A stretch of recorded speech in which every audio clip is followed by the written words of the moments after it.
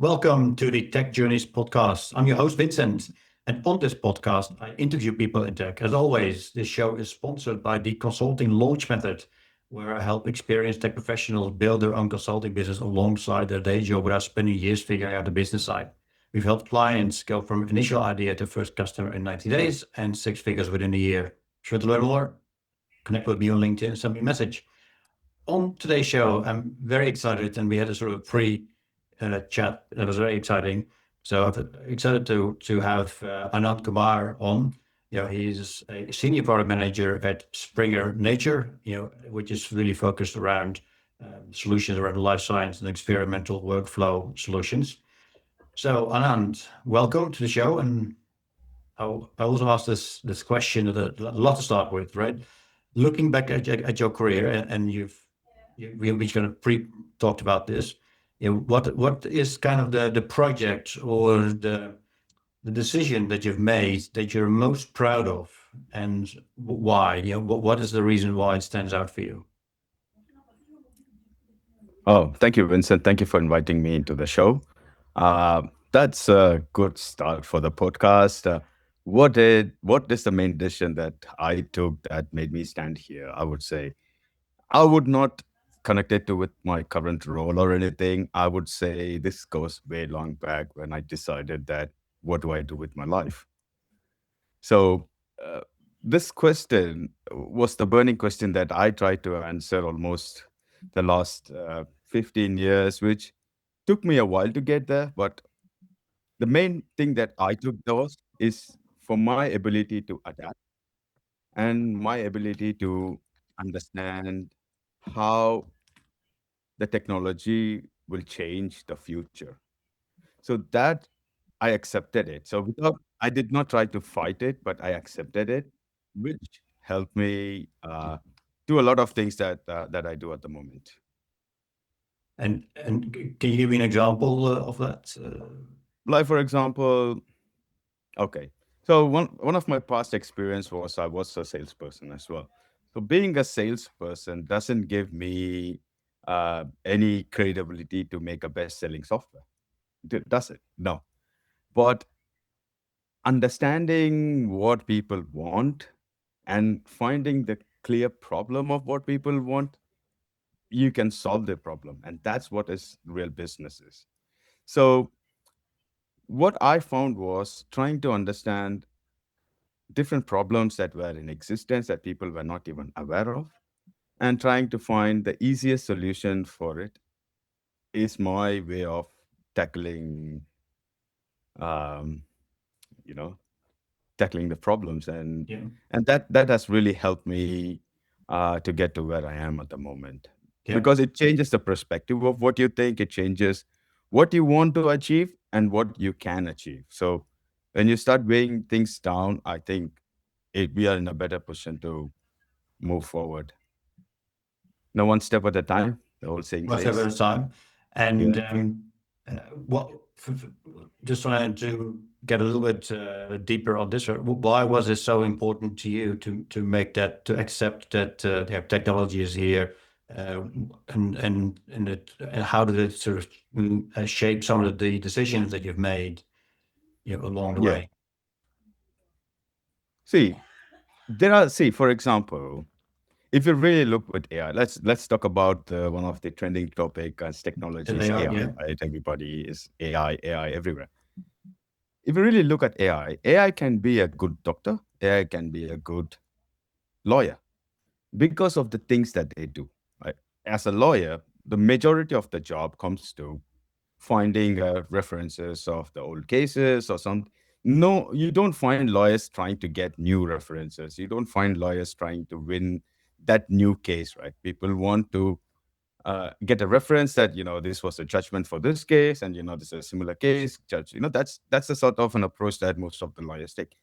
I'm not saying it's not wrong. I'm not saying it's not right. What I mean is that's the process, right? That's how it works. Once there is a judgment for something, you don't have to go fight for the same thing. You can refer to it and get.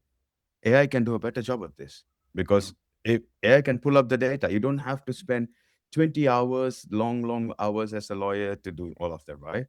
But if you look at a scientist, like for example, take Albert Einstein in this case, right? Like just an example. Albert Einstein invented something. He had to prove it. He did not have data to prove it. So that's where the human skill come into place. It's like it's a very different way of seeing it. You have data and you can catalog it or pick up something, summarize. That's a different set of skill set, which is certain professions need it, but certain professions they don't need these sort of skill sets. What they need is they want to expand, they want to see the unseen. So being in that space gave me this opportunity of accepting that change is inevitable, but it has to be towards a better cause and not towards something progressive. Positive way of Mhm. using the technology is what I support. Gotcha. Love that answer. Now, if you were starting your career again tomorrow, right? Knowing what you know now, with all the changes in tech, the transitions are happening, and it doesn't really matter which area of tech you're in, the transitions happening everywhere. What is the one thing that you would do differently, or the one thing that you would tell your younger self, to do differently, so you have a slightly different outcome, or a smoother outcome, or a better outcome?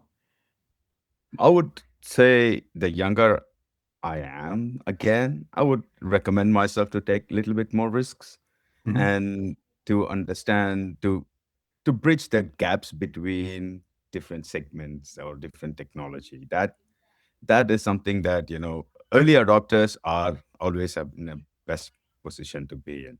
Mhm. If adaptation is going to happen, why not do it early? And being late is always being late to the party. Nobody likes being late to the party. When you say bridging the gap between technologies, what do you mean? like like for example, right, like if you look into money at the moment, right, like money is something everyone uses, right? We used to have money as a shell, seashell.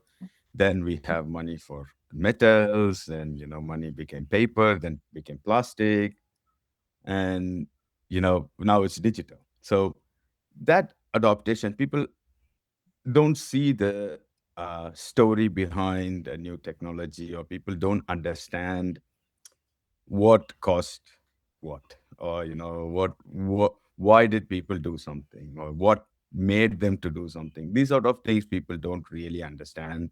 And once you understand this much faster and quicker in life, I think there is a better odds of adapting why people did. Not every change has to be adopted, honestly speaking, Yeah. but analyzing them and figuring out if it is worth it or not is very important, right? Mhm. That needs that experience, that needs that uh, connection.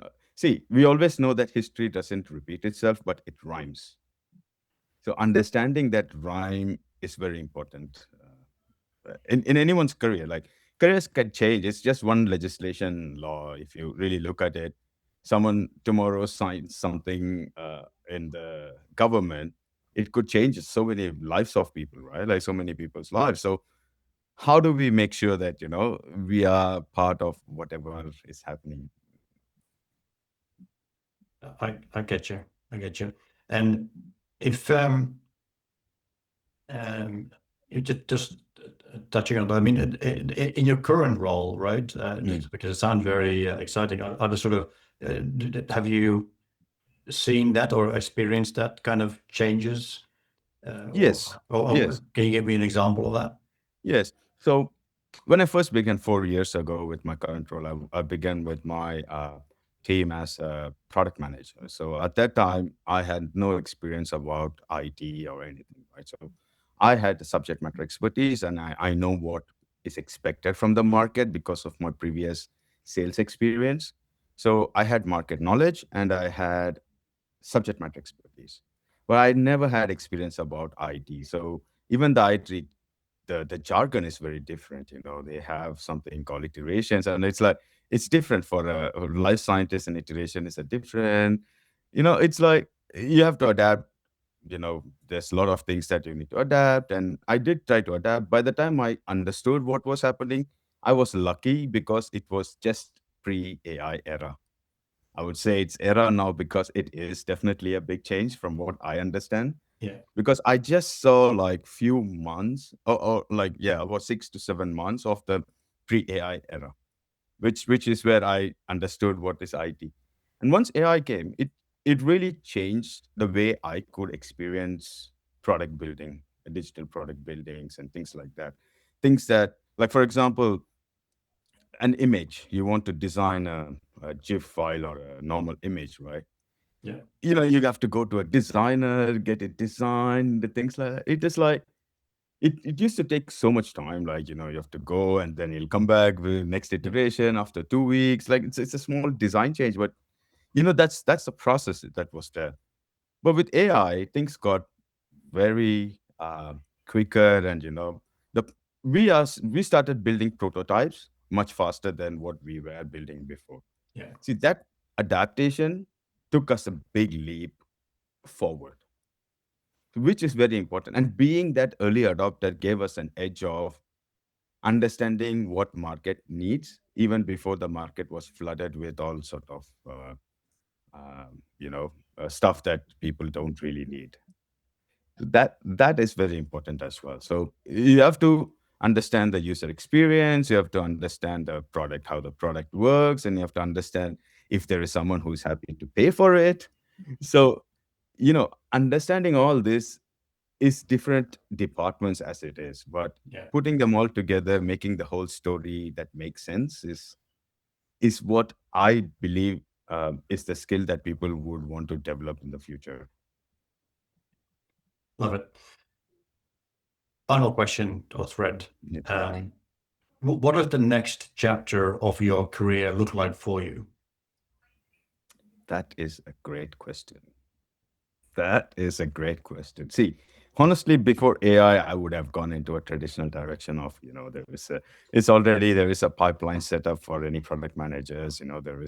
There is a consistent growth, and you become the head of the product. There's so much things that are happening, right? But with AI, it changes a lot of things moving forward, and even the roles might change. But I do believe that, as I said, my main thing is adapting myself into the new things. So I do believe that getting myself into robotics or space tech is what I would really want to get myself into, and I would look for any opportunities to get in there. But that said, there is no limit to what we can do, right? It's only the intention. As long as we have the intention to do something, I think there is no limit to anybody, any of us, to be honest. Fair enough. And what skills will you bring into that sort of robot tech or space tech? Yeah. See, now as I understand the knowledge models, I understand how the data works and how the output works, and how so I can understand the human interfaces, I can understand robotic interfaces, and also the machine learning interfaces. So when you put them all together into an ecosystem, that's when you call it as a workflow.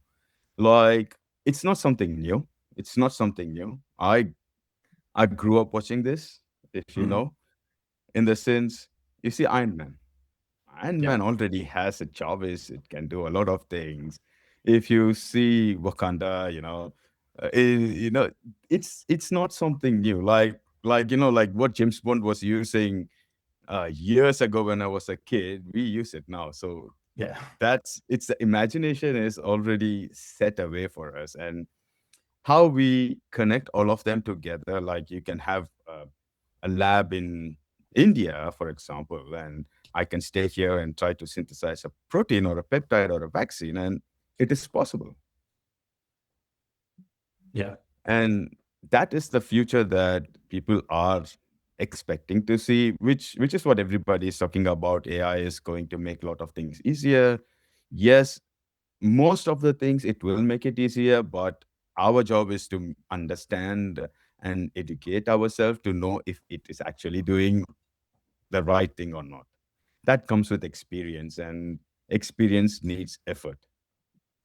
Experience needs Without effort. effort, without effort, any output, like, people like, you see the junior kids, they come up with something, they write a big 10-page pages of some report.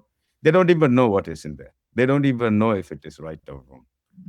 Yeah, it's one of those that use AI, take the output, that not. Yeah, And I think there's a study was done on that. Is that Harvard or Stanford or something, where they looked at yeah, different categories of people that wrote themselves, people that used AI a bit, but actually reviewed everything and critiqued everything, and someone yeah, that just used AI and took yeah, everything verbatim almost. The third category of people who didn't actually remember anything that they had written. Yeah. So exactly. So that experience you need it, and without that experience, you can go shout so loud that AI is taking, but AI is not taking anybody's job. It's like a calculator. Having a calculator, it never took out an accountant from work. It made them more robust. It made them more equipped and smarter. that's fantastic. Yeah. Well, I just want to add on to this. Yeah, yes. the smartphone. This is a good example. Yeah, your smartphone is only as smart as you are. Okay. So, Tell me more. What's that? What's the reason for saying it for you? oh, What's the context for you? is, for example, right? Like, people can have the same model phones, but what they do with it is completely on themselves. Like, you can give them state of the art technology, and they still look for, does this haircut look good on me? Good on me? Or they could try to send a rover to the moon. So it's as only as smart as you are. Yeah. Doesn't matter how in like advanced the tool is, or how capable it is. It is only capable as long as the user uses it. Yeah, I mean, the power of an iPhone is, many times over as powerful as the rocket that went to the moon, or Exactly. all those years ago, 50, 60 years ago, and And we people, still use it to swipe right and left. yeah, now I get that. Well, thank you so much, Anand, Yeah. for being on the show. What's the best way for people to get in touch with you? Oh, they can get in touch with my LinkedIn. LinkedIn. Yeah, Yeah. I Well, will share it. Or they can look for Dr. VAK, Dr. yeah, Vac. So just, yeah. fantastic. Well, thank you so much for being on the show. And as a reminder to everyone listening, the show is sponsored by the Consulting Launch Method, where I help experienced tech professionals start their own consulting business alongside their day job without spending years figuring out the business side. We've helped clients go from first idea to first client in 90 days and six figures within a year. To learn more, connect with me on LinkedIn and send me a message. Until the next episode, thank you, Anand. Thank you. Great. Thank you.